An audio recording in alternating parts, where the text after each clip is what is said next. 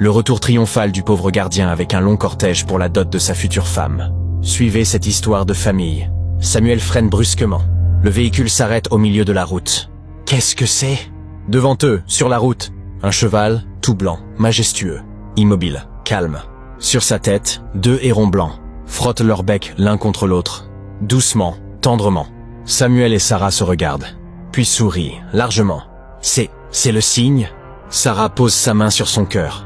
Dans notre coutume, quand l'amour entre un homme et une femme est vrai et béni par Dieu, on rencontre ce genre de cheval, c'est un bon signe. Ils se prennent la main, émus, heureux. Le cheval les regarde, puis se tourne, entre dans la brousse, disparaît. La route est libre. En ville, quelques jours plus tard, le père de Samuel rentre de voyage. Un homme distingué, élégant, imposant. Il vient voir Sarah pour la première fois, la regarde, sourit. Mon fils a bien choisi. Il prend Samuel dans ses bras.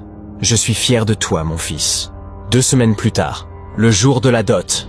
Au village, tôt le matin, un long cortège de voitures de luxe fait son entrée dans le village. Les villageois sortent. Les enfants courent à côté. Chez Papa Obola, Sarah s'habille, élégante, magnifique, digne. Maman Ama est à ses côtés. Ma fille, écoute-moi. Sarah écoute attentivement. Une bonne épouse respecte son mari, mais elle se respecte aussi. Sois sage, sois forte, sois patiente. Prends soin de ta famille, mais n'oublie jamais d'où tu viens. Sarah hoche la tête. Merci maman. La cérémonie commence, sous un grand arbre. Les anciens du village sont là. Le père de Samuel et sa mère. Papa Obola, souriant à côté de maman Ama. Les anciens bénissent l'union. Papa Obola est heureux, fier. Regarde Samuel avec respect. Samuel est content. Le village entier célèbre. 1 semaine plus tard, le jour du mariage, une grande salle de réception, décorée somptueusement. Sarah entre, robe de mariée blanche, sublime. Son père, Papa Obola, bien habillé, tient sa main. Samuel l'attend à l'hôtel, costume élégant. Ils se regardent, sourient, échangent leurs vœux. Je te promets mon amour, ma fidélité, ma vie.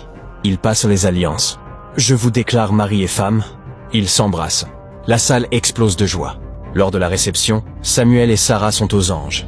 Ainsi, Samuel trouve son vrai amour. Leçon de vie.